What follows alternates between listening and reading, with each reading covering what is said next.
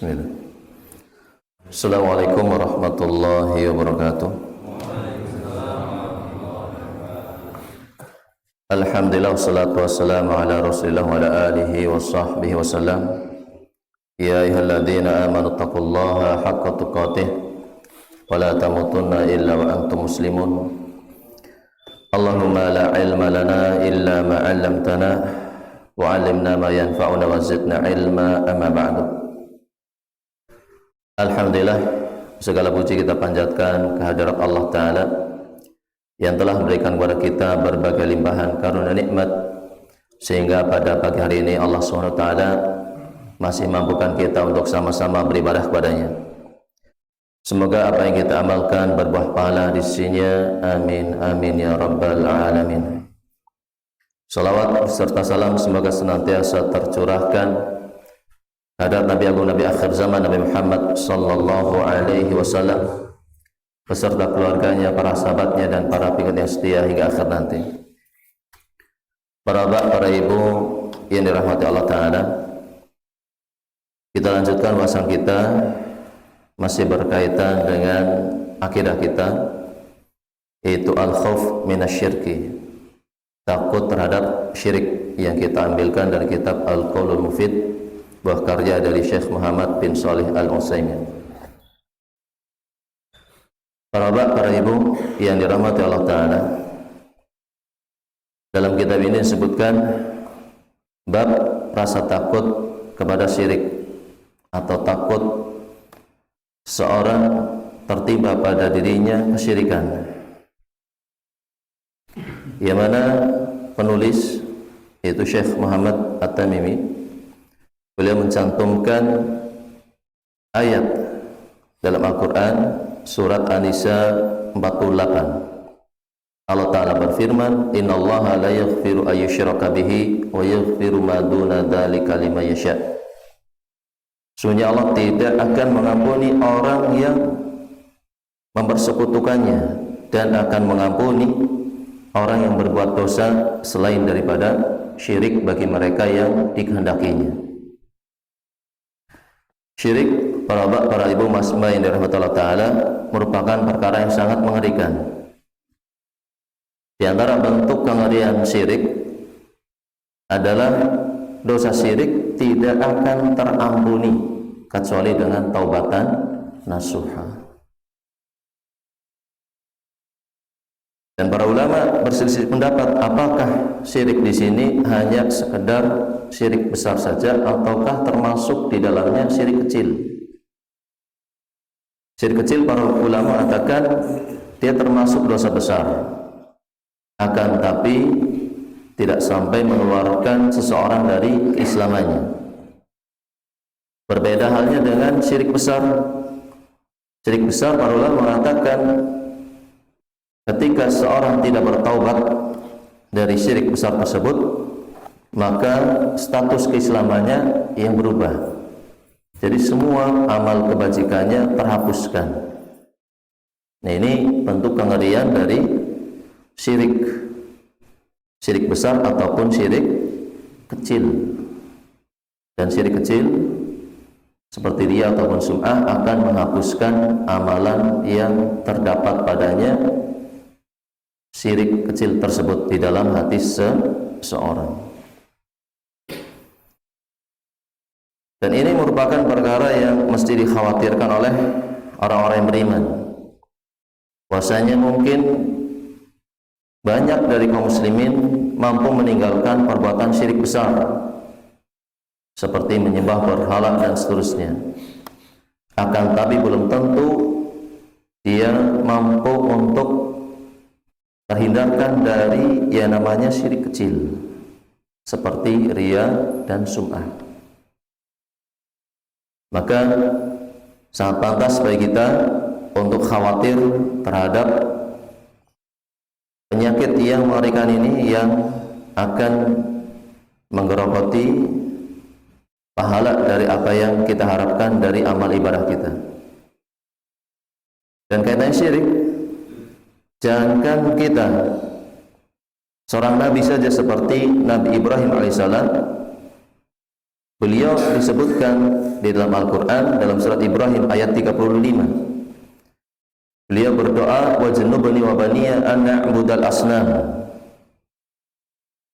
Wahai Rabbku, jauhkanlah aku dan anak keturunanku dari menyembah berhala. Semua yang disembah selain Allah itu tidak adalah berhala. Dan disebutkan sonam, ya, jamaknya adalah asnam. Ada perbedaan antara sonam dan wasan. Sonam yang jamaknya al-ausan, sonam yang jamaknya al-asnam, artinya disebutkan oleh para ulama, maksudnya adalah semua bentuk berhala yang menyerupai manusia, entah dari kayu ataupun dari batu. Itu adalah sonam atau asnam jamaknya. Kemudian kalau wasan itu semua berhala yang disembah oleh manusia yang tidak berbentuk manusia atau yang semisal seperti binatang dan seterusnya, maksudnya makhluk-makhluk yang bernyawa, seperti halnya kuburan, batu, pohon dan seterusnya. Makanya dalam hadis disebutkan Nabi SAW bersabda, Allahumma la taj'al qabri wasanan. Ya Allah, janganlah engkau jadikan kuburanku sebagai wasanan, yaitu sebagai tempat manusia menyembah atau sebagai sembahan manusia. Syirik merupakan perkara yang mesti kita khawatirkan karena bahayanya menyangkut urusan dunia dan akhirat. Seorang ketika dia melakukan kesyirikan, sebaik apapun amalnya, maka ketika tercampur di dalam kesyirikan, maka semua amal ibadat tersebut terhapuskan. Lebih lagi ketika orang tersebut melakukan syirik besar, bukan hanya amal ibadahnya, akan tapi status keislamannya berubah menjadi musyrik di sisi Allah Ta'ala. Dan kaitannya syirik, maka ini merupakan perkara hati, perkara keyakinan, yang mana seorang ketika beribadah misalkan, dia tertuntut ikhlas agar amal ibadahnya diterima oleh Allah Ta'ala. Maka keikhlasan merupakan perkara yang tidak ringan tentunya, yang mana orang yang ingin dirinya ikhlas di dalam ibadahnya, tentunya dia harus menyingkirkan semua keniatan selain untuk Allah, yang mana keniatan-keniatan tersebut tentunya berbau keduniaan. Entah dia ingin pujian oleh manusia ataupun ingin mendapatkan secuil harta ataupun ingin mendapatkan kedudukan dan seterusnya. Maka orang yang ingin ibadahnya murni ikhlas karena Allah Ta'ala, maka ketika beribadah mestinya dia berusaha menghindarkan dari unsur-unsur kecintaan berlebih terhadap keduniaan, baik dari pujian, harta benda ataupun ketenaran dan seterusnya. Dan ini tentunya tidak mudah, terlebih lagi bagi mereka yang beribadahnya selalu kelihatan oleh manusia. Makanya ada ulama yang bernama Sufyan Ats-Tsauri, beliau mengatakan ma'alajtu syai'an asyad alayya min niyati li'annaha tataqallabu alayya. Tidaklah aku mengobati sesuatu yang lebih sulit bagiku melainkan dari mengobati buruknya niatku, karena hati itu berbolak-balik di dalam diriku. Jadi yang namanya hati itu urusannya tidak mudah dikendalikan. Sebentar bisa ikhlas, mungkin sebentar lagi dia akan berubah niatnya. Makanya para ulama, yang paling berat bagi mereka setelah mereka tentunya melalui tahapan berat menuntut ilmu, kemudian berusaha mengamalkannya, dan dalam hal mengamalkannya yang paling beratnya adalah meluruskan niatnya. Karena kalau amal ibadah tercampuri dengan kesyirikan, la in asyrakta la yahbatanna amaluka. Seandainya engkau berbuat syirik, entah di dalamnya syirik kecil ataupun syirik besar, niscaya akan terhapuskan amal ibadah tersebut. Nah, ini hati. Ya memang kata Nabi SAW, innama sumyal qalbu min taqallubihi. Hati tidaklah dikatakan hati, melainkan karena mudahnya perubahannya, gampang berbolak balik. Ini hati.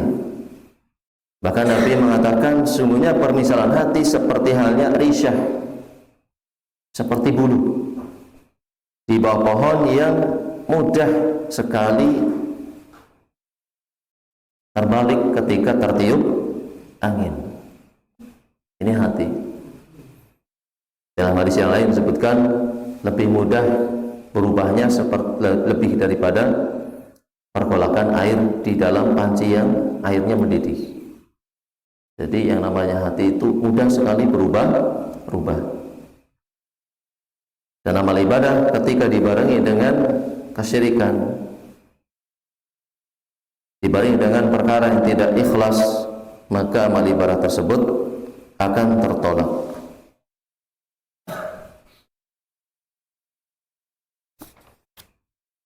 Dan para ulama mereka mengatakan syirik kecil merupakan dosa besar, dan ada yang mengatakan ketika tidak ditaubati tidak akan terampuni.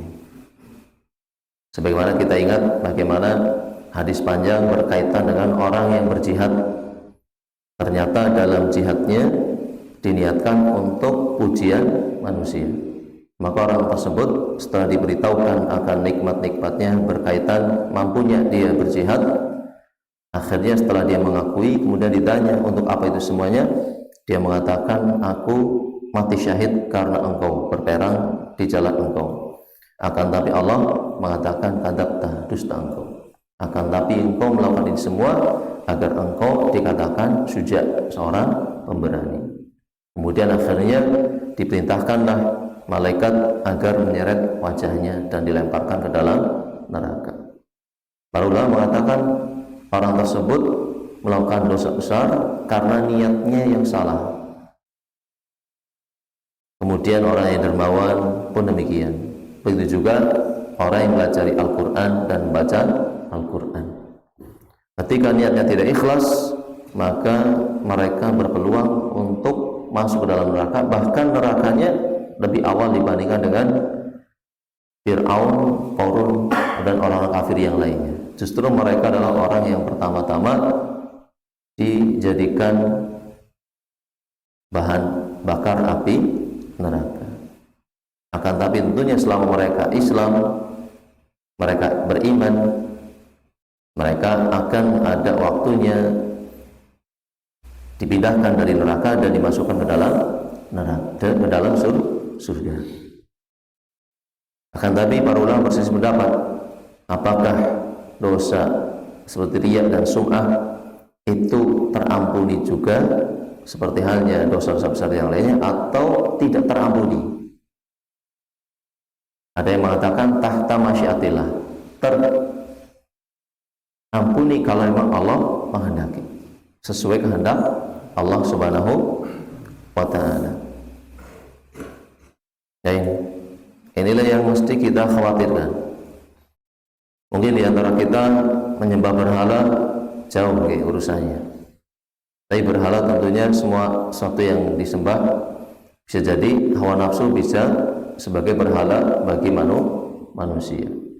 Terlalu condong pada hawa nafsu maka bisa jadi nafsu tersebut dituhankan. Nah ini yang perlu dikhawatirkan. Orang sekarang tentunya lebih berakal dibandingkan orang-orang terdahulu mungkin. Ketika informasi begitu mudahnya didapat, kemudian manusia merasa rendah, merasa hina ketika menghambakan dirinya kepada berhala seperti patung-patung dan seterusnya. Akan tapi tentunya ini tidak lepas dari peran pemberian hidayah dari Allah SWT. Karena saat ini juga banyak masih kita dapati orang-orang yang menyembah berhala seperti sonam ataupun wasan. Cuma kita insya Allah yang sudah ngaji, perkara tersebut terjauhkan insya Allah. Akan tapi perkara riya dan sum'ah ini yang kita tidak bisa menjamin bisa berlepas diri dari kedua hal tersebut. Makanya apa? Jangan kita para umat saja sangat khawatir amal ibadahnya tidak ikhlas. Dan kaitannya syirik besar, Nabi Ibrahim saja khawatir. Makanya dia berdoa, wajnubni wa baniya an a'budal asnam. Jangan sampai beliau dan anak keturunannya termasuk para penyembah berhala. Karena memang terkadang lingkungan begitu sangat berperan mempengaruhi keyakinan seseorang. Nabi Ibrahim khawatir karena lingkungannya hampir semuanya mereka berbuat syirik. Khawatir hatinya goyah. Dan beliau juga mengambil pelajaran bagaimana manusia ketika menyembah berhala, mereka tidak akan mendapatkan sesuatu pun dari yang mereka sembah, dan mereka melakukan seburuk-buruk perbuatan. Karena Nabi Ibrahim sangat paham konsekuensi dari kesyirikan. Maka Nabi Ibrahim mengambil pelajaran dari apa yang dilakukan oleh manusia. Kenapa mereka bisa berbuat syirik? Dan Nabi Ibrahim pun berdoa kepada Allah SWT sebagai bentuk upaya di antara upaya yang dilakukan manusia, yang mana memang manusia penuh dengan kelemahan. Sering manusia mudah terpengaruh oleh lingkungannya. Sering sekali adanya anak menjadi nakal, anak yang tadinya baik besarnya menjadi preman. Itu terkadang karena terpengaruh oleh orang-orang dekatnya. Begitu juga keyakinan. Banyak orang yang tadinya hijrah mungkin awalnya menganggap ini haram, ini harus ditinggalkan. Tapi lama-kelamaan karena seringnya bergaul dengan orang-orang yang melakukan, dia pun akhirnya terjerumus kembali mengikuti perbuatan haram tersebut. Maka di situ ada peran besar, di antara adalah berdoa kepada Allah Subhanahu wa taala. Sebagaimana Nabi kita sallallahu alaihi wasallam pun diriwayatkan sering sekali berdoa dengan ya muqallibal qulub tsabit qalbi ala dinik. Wahai zat yang bolak-balikan hati, teguhkanlah hatiku agar tetap di atas agamamu. Lain ini syirik, perkara yang mesti benar-benar manusia mengkhawatirkan akan keberadaannya di dalam dirinya. Yang mana terkadang manusia saat ini yang begitu gilanya dengan keduniaan, mereka sangat khawatir dirinya dan anak keturunannya tidak mendapatkan jatah rizki berupa harta benda. Akan tapi banyak di antara mereka yang tidak khawatir dengan ancaman ibadahnya tidak diterima, biarpun mereka mungkin melakukan. Atau mereka tidak khawatir bahwasanya dirinya dan keluarganya akan terjerumus dalam syirik besar, seperti penyembahan terhadap berhala. Dan di Indonesia tentunya masih banyak perkara-perkara syirik besar yang dilakukan oleh orang-orang yang mengaku dirinya beriman. Dan kesyirikan, para ulama mengatakan orang yang beriman pastinya mereka sangat khawatir dengan syirik. Seperti halnya mereka sangat khawatir dirinya termasuk dari orang-orang munafik. Sehingga ada ulama yang mengatakan, Ibnu Abi Mulaikah yang wafat pada tahun 117 Hijriah, beliau mengatakan la ya'manu nifaq illa munafik. Tidaklah seseorang merasa aman dari kemunafikan melainkan bisa jadi dia orang munafik. Wala yakhafun nifaq illa mu'min. Dan tidaklah seorang takut dengan kemunafikan melainkan dia seorang mukmin.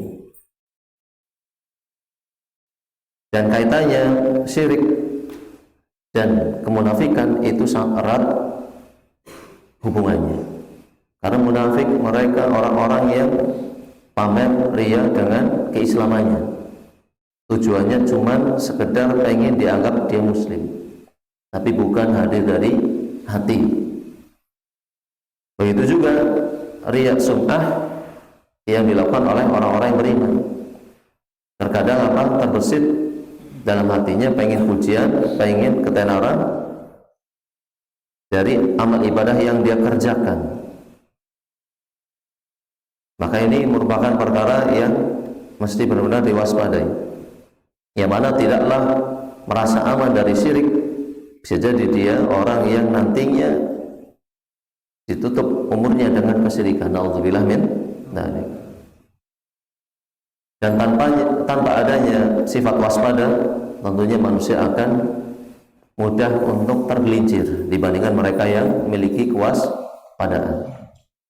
Begitu juga orang-orang yang tidak khawatir dirinya dengan kemunafikan, bisa jadi dia termasuk orang-orang yang munafik tapi dia tidak menyadarinya. Dan Umar ibn Khattab diriwayatkan beliau ketika mendengar bahwasanya Hudzaifah ibn Yaman mengetahui nama-nama orang munafik, yang mana Hudzaifah ibn Yaman diberitahu oleh Rasulullah SAW, kemudian diminta untuk merahasiakannya. Umar ibn Khattab selalu mengejar-ngejar Hudzaifah ibn Yaman, pengen tahu apakah dirinya termasuk orang yang disebut dalam kelompok orang-orang munafik. Sampai bersumpah, aku bersumpah atas nama Allah kepadamu, anshudukallah hal samani laka Rasulullah sallallahu alaihi wasallam man sama minal munafikin. Apakah Nabi sallallahu alaihi wasallam menyebut namaku dalam deretan kelompok orang-orang munafik? Itu Umar ibn Khattab sangat khawatir dirinya termasuk di antara orang-orang munafik. Padahal beliau disebutkan dalam hadis, beliau pernah disabdakan oleh Nabi sallallahu alaihi wasallam, Umar fil jannah, Umar bin Khattab pasti akan menjadi penghuni surga. Dan hadis yang lainnya berkaitan bagaimana Nabi sallallahu alaihi wasallam diperlihatkan istana, kemudian ada bidadari yang ternyata disangkanya Nabi sallallahu alaihi wasallam itu istana untuk dirinya, ternyata disebutkan oleh para malaikat itu adalah istana untuk Umar. Kemudian akhirnya Nabi sallallahu alaihi wasallam pun berpaling karena ingat akan kecemburuan Umar. Dari sini jelas bahwasanya Umar bin Khattab pastinya akan termasuk calon penghuni surga dan termasuk orang yang kuat dalam keimanannya. Akan tapi Umar bin Khattab terbukti kuat keimanannya dengan kuat rasa khawatirnya terhadap kemunafikan.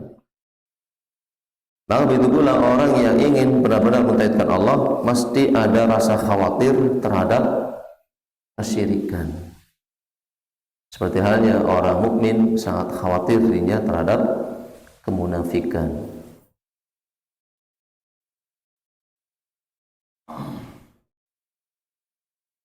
Dan kemudian penulis Syekh Muhammad At-Tamimi menyebutkan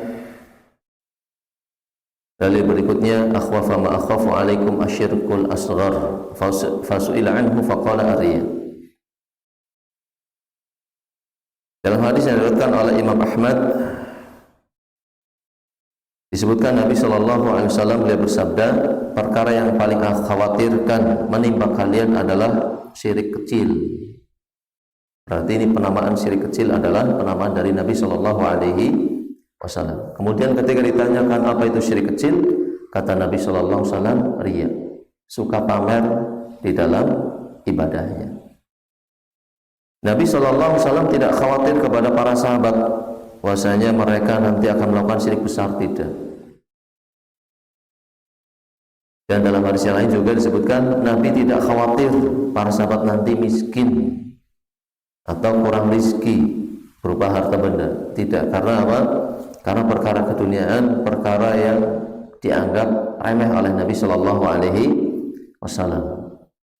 Yang menjadi prioritas Nabi SAW adalah para sahabat mereka sukses di akhirat kelak. Bukan hanya sekedar di dunia sukses dengan mengisi berbagai amal ibadah, akan tapi kesuksesan yang hakiki adalah kesuksesan yang mana seorang menikmati surga di akhirat kelak. Akan tapi ketika amal ibadah kemudian juga tercampur dengan kesyirikan, maka orang tersebut pun akan menjadi orang yang merugi.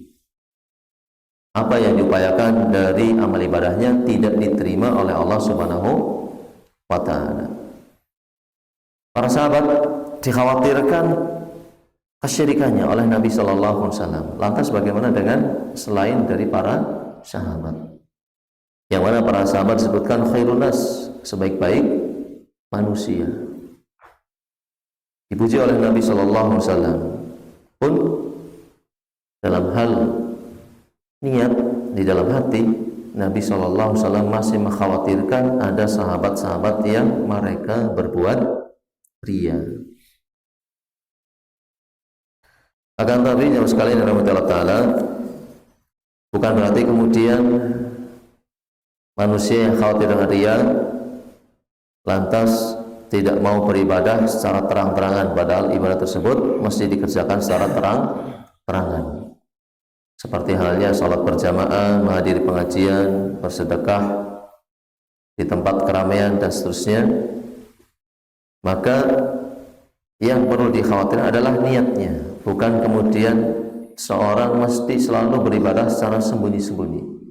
Ketika ibadah harus ditambahkan, maka mau tidak mau harus ditambahkan.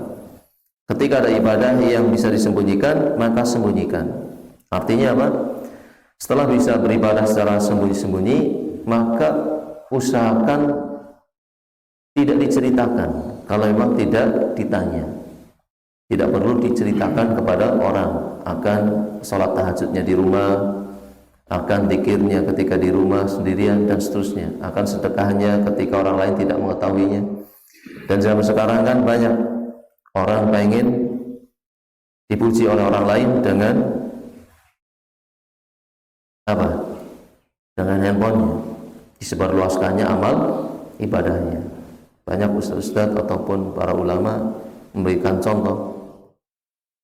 Ada orang mau ibadah sering membuat status, mau melakukan apa dibuatkan statusnya, ditulis atau difoto, divideokan.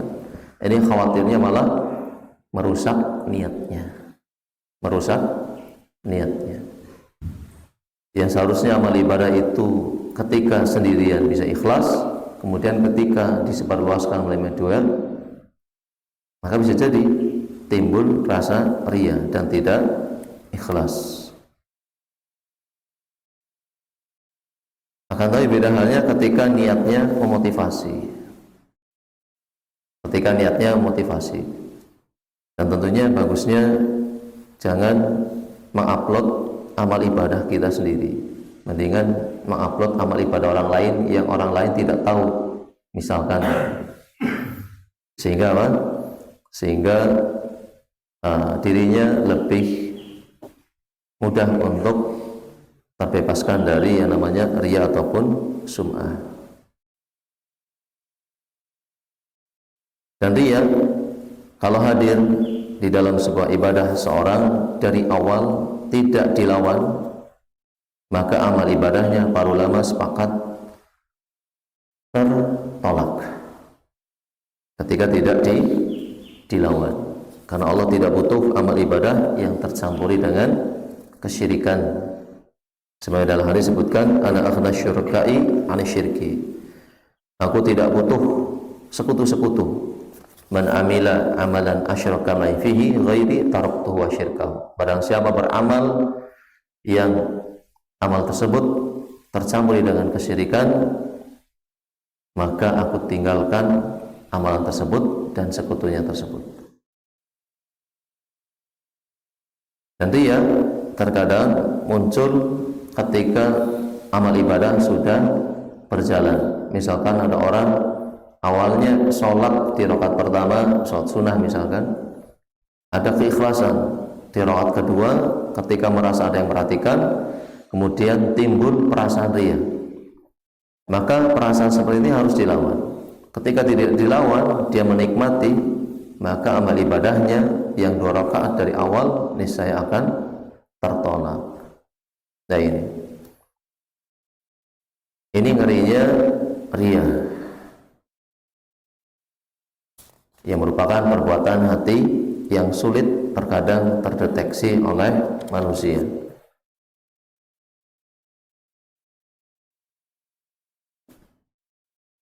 Dan riya bisa menimpa siapapun juga, tidak imam, tidak makmum, tidak khatib, tidak juga jamaah, semuanya. Selama dia manusia, dia punya hati, maka pastinya yang namanya riya sulit untuk seorang bisa berlepas diri darinya secara 100% ya. Maka inilah tantangan di antara tantangan kehidupan manusia. Setelah manusia diwajibkan untuk beribadah kepada Allah Ta'ala, maka ibadah tersebut wajib baginya untuk diluruskan niatnya hanya karena Allah Subhanahu wa Ta'ala. Dan ini juga menunjukkan betapa pentingnya mempelajari tauhid. Betapa pentingnya mempelajari tauhid. Kemudian selanjutnya penulis menyebutkan hadis dari Ibnu Mas'ud radhiyallahu anhu. Bahwasanya Rasulullah sallallahu alaihi wasallam bersabda, "Man mata wa huwa yad'u min dunillah nida dakhalan nar." Rahul Bukhari. Nabi bersabda, barang siapa mati dalam kondisi menyeru selain Allah Ta'ala, niscaya dia akan masuk neraka.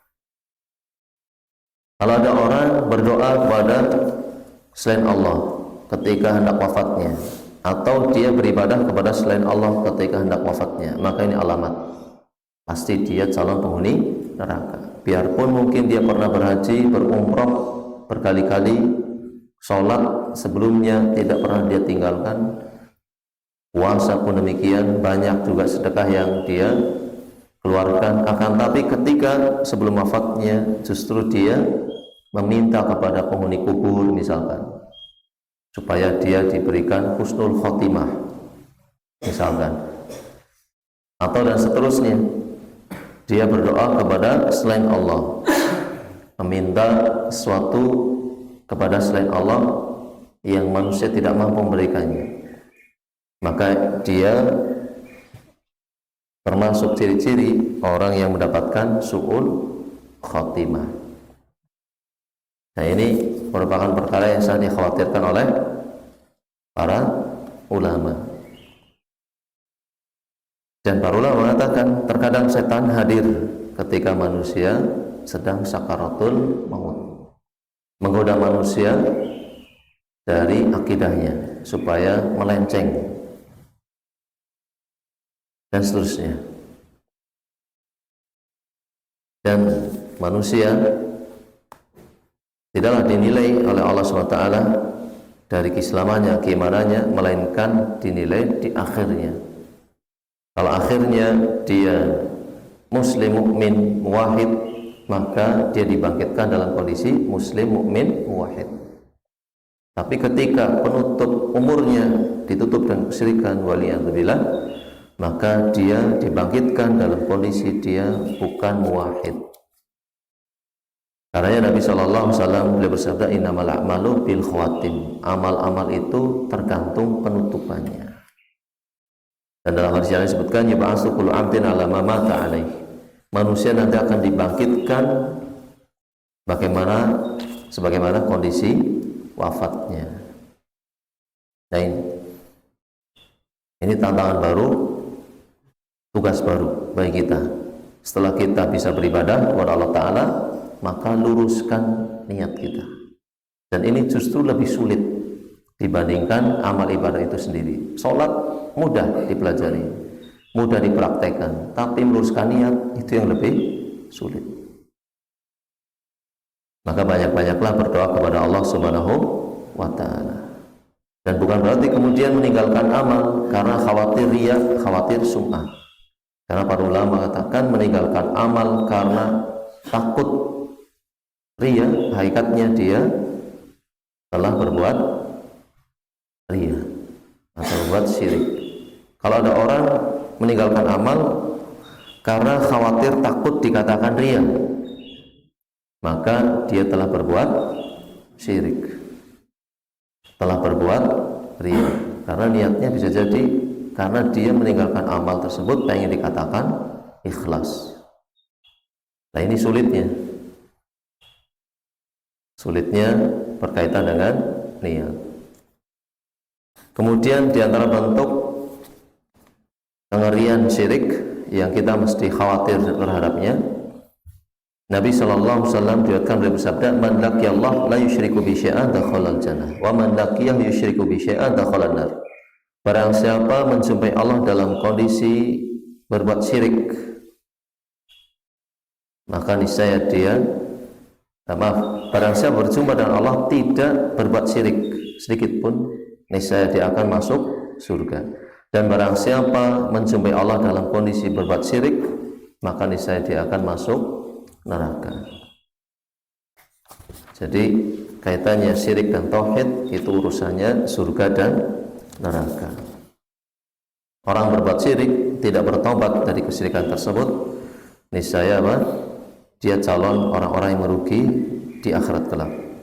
Maka sangat penting bagi kita mempelajari tauhid supaya ketika kita mengerjakan kesyirikan seperti riya dan sum'ah, kita pun sadar telah melakukan perbuatan buruk tersebut, kemudian segera bertaubat atau mengantisipasinya dengan memperbaiki hati, memperbaiki niat, kemudian berbanyak berdoa. Di antara doa yang diajarkan Nabi, Allahumma inni a'udzubika an usyrika bika wa ana a'lamu wa astaghfiruka lima la a'lam.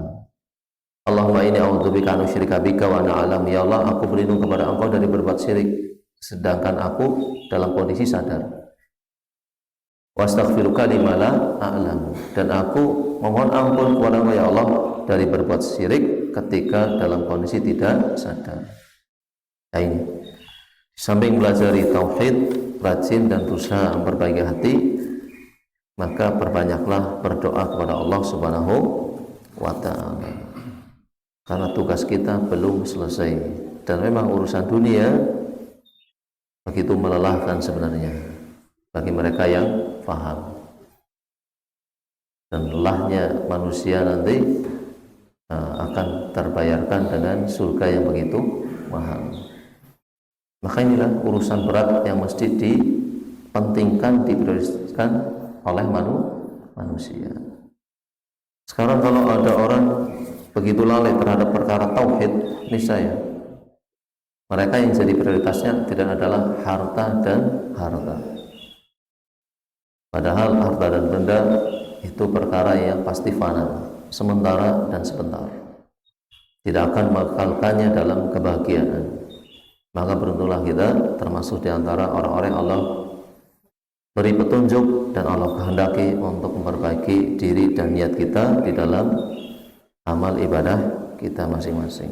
Semoga Allah SWT memberikan kepada kita hidayah dan taufiknya sehingga mampu memahami tauhid dengan sebenar-benarnya dan bisa mengamalkannya, dan semoga amal ibadah kita senantiasa ikhlas di samping benar dan diterima oleh Allah Ta'ala. Amin ya rabbal alamin. Demikian, mudah-mudahan bermanfaat. Apabila ada kesalahan saya mohon maaf. Kita tutup dengan baca doa kafaratul majelis.